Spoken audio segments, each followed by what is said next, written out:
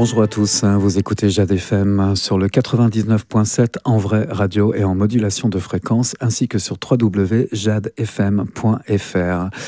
Mardi soir, c'est l'heure des chroniques cinéma présentées par Victor. Bonjour Victor. Bonjour Jim. Et le cinéma, c'est le ciné Toile de Ré à Pornic. Pour cette semaine du 1er au 7 octobre, nous voici au mois d'octobre, des sorties nationales, 4 événements. Vous allez nous raconter tout ça, Victor. Absolument, ouais. C'est vrai qu'on se rapproche des vacances et on sent que le calendrier cinéma se bouscule un peu. Là, il y a pas mal d'arrivées de films d'un coup. Donc effectivement, cette semaine, nous avons 2 sorties nationales. Un film français, un film iranien. Le premier, c'est Moi qui t'aimais, de Diane Curis. Alors Diane Curis, si je dois le rappeler, c'est Diabolomante, par exemple, ou Coup de foudre, qui donc revient avec Moi qui t'aimais, une histoire d'amour sur l'un des couples les plus célèbres du cinéma, parce qu'il s'agit d'Yves Montand et de Simone Signoret, qui sont respectivement joués par Roche Dizem et Marina Foïs. Donc film qu'on espère être un succès, qui correspond, je pense, pas mal à notre public. Pour la petite anecdote, il y a aussi à la mise en musique Philippe Sard, qui avait fait la musique des Choses de la vie de Claude Sauté, qui d'ailleurs va clôturer le film. Voilà. Donc Moi qui t'aimais de Diane Curis en sortie nationale cette semaine.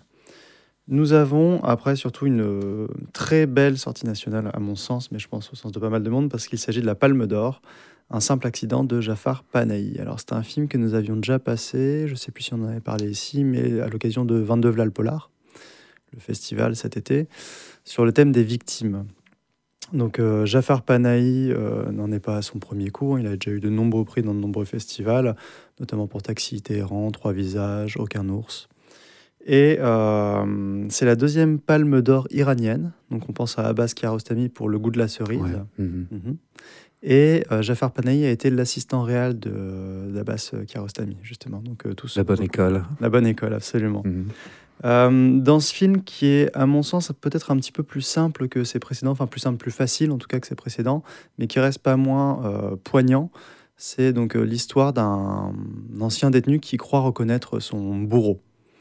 D'une manière assez originale, vous le découvrirez dans le film.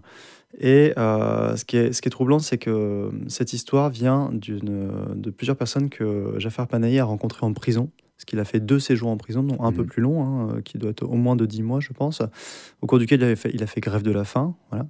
Donc c'est un réalisateur qui a été assigné à résidence, interdit de tourner, etc., mais qui a toujours continué à faire des films.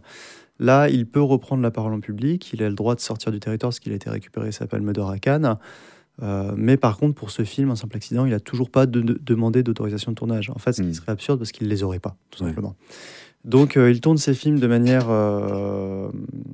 non conventionnelle, non légale, aux yeux du régime iranien, et avec des acteurs essentiellement amateurs. Un professionnel qui d'ailleurs joue le rôle du méchant, vous le verrez dans le film, qui d'ailleurs refuse de jouer dans les films validés par la propagande. Et ça en dit beaucoup sur l'Iran, comme d'habitude, qui a pas mal changé aussi avec le mouvement Femmes, Vie, Liberté. Quand même, enfin pas mal changé, ça reste toujours extrêmement répressif, mais il y a quand même eu quelques petits changements. Et ça fait aussi penser aux autres réalisateurs et réalisatrices iraniens et iraniennes qui subissent pas mal de pression. Je pense à Mohamed Rassoulov, qui avait dû fuir la France et qui avait été récupéré un prix à Cannes pour Les graines du figuier sauvage, ou le duo de réalisateurs, alors j'ai pas noté leur nom, je l'ai pas retenu, mais qui avait fait Mon gâteau préféré, qu'on a passé assez récemment. Et Mon gâteau préféré avait par exemple été jugé obscène par le gouvernement. Il s'agit de l'histoire d'amour entre 2 personnes d'un certain âge. Bon, voilà.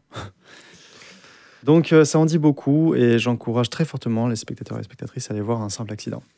C'est très bien. Un simple accident, retenez bien ce titre. Ouais. Il est proposé également en version originale.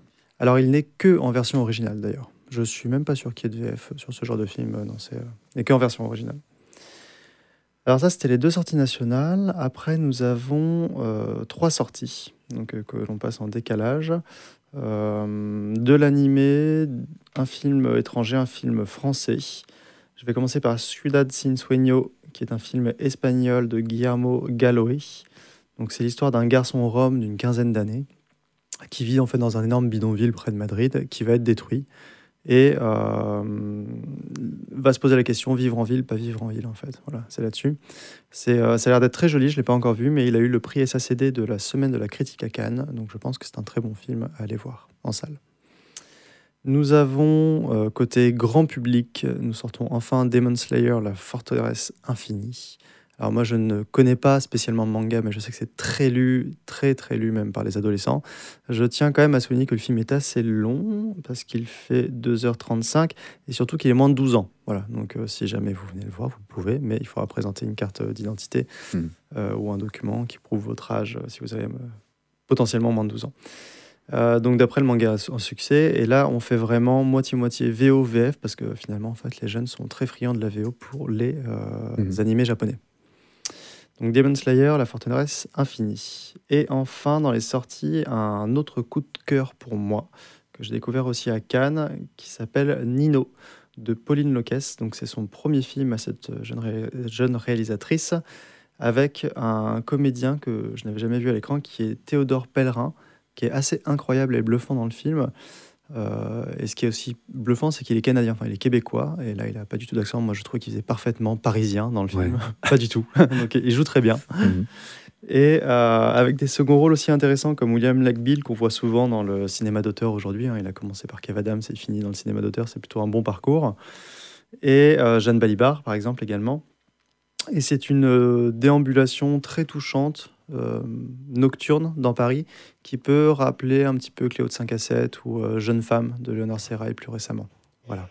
Donc Nino, que j'encourage à aller voir, c'est vraiment très très très bien. Et tu parlais tout à l'heure de 4 événements, c'est bien ça, 4 C'est-à-dire que c'est vous qui me l'aviez, qui m'avez soufflé au café juste avant que l'entretien ne commence, qu'il y avait 4 événements. 4 événements, ouais. Alors il y en a en fait qu'on n'organise pas nous-mêmes, mais c'est le retour des conférences Altaïr. Donc ils reviennent cette année les vendredis après-midi à 15h. Donc toujours à 9 €, c'est organisé par l'association Pornic Évasion. Et cette année, le thème, c'est Japon au pays des extrêmes. Voilà. Donc vendredi 3 à 15h, et maintenant ce sera toujours les vendredis à 15h. Altaïr conférence. Ouais. Altaïr conférence, oui, c'est vrai que j'ai dit conférence Altaïr, mais c'est dans l'autre sens. Ensuite, 3 événements que nous organisons. Nous passons en avant-première le film Nouvelle Vague de Richard Linklater. Richard Linklater qui était le réalisateur de Boyhood, par exemple, son film le plus notable. Il avait aussi fait Before Sunrise, Before Midnight, Before Sunset. Et Nouvelle Vague, c'est l'histoire de Godard qui tourne à bout de souffle, avec 2 jeunes comédiens assez épatants, enfin 3 jeunes comédiens. Et on passe cette avant-première dans le cadre des 70 ans de l'AFCAE, qui est l'Association française des cinémas d'art et d'essai, association à laquelle nous adhérons bien sûr.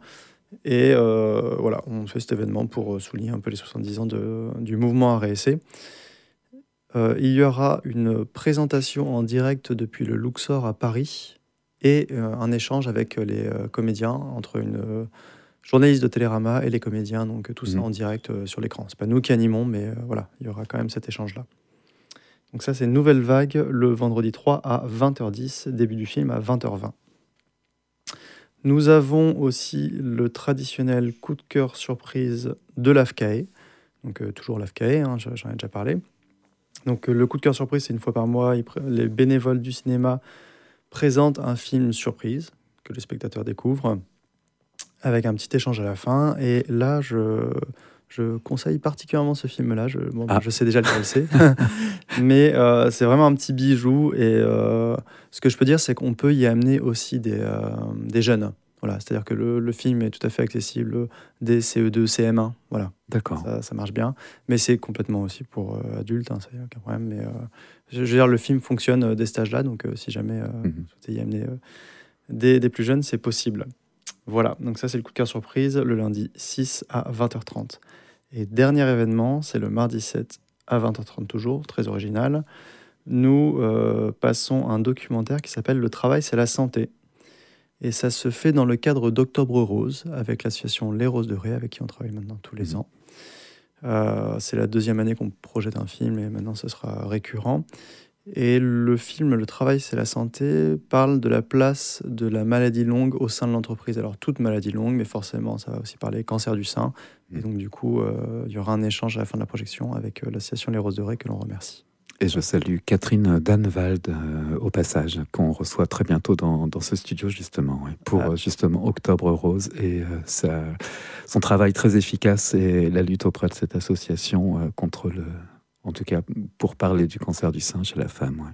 Ouais, absolument. Catherine est vraiment géniale. Toute son équipe, les Roses de Ré, elles sont top. C'est Rose, comme elle les appelle. Ouais. C'est Rose, absolument. Ouais. Et Catherine et aussi Sylvie Albec, avec qui on travaille pas mal, nous, au cinéma. Donc voilà, elles sont au top.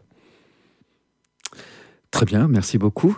Victor, est-ce qu'on a fait le tour ? On a fait le tour, ouais, j'ai pas mal parlé, mais encore une fois, merci beaucoup pour ce temps d'antenne. Pas du tout, c'est avec grand plaisir. Allez au cinéma, allez au ciné Toile de Ré pour cette semaine du 1er jusqu'au 7 octobre. On se retrouve la semaine prochaine. Merci encore.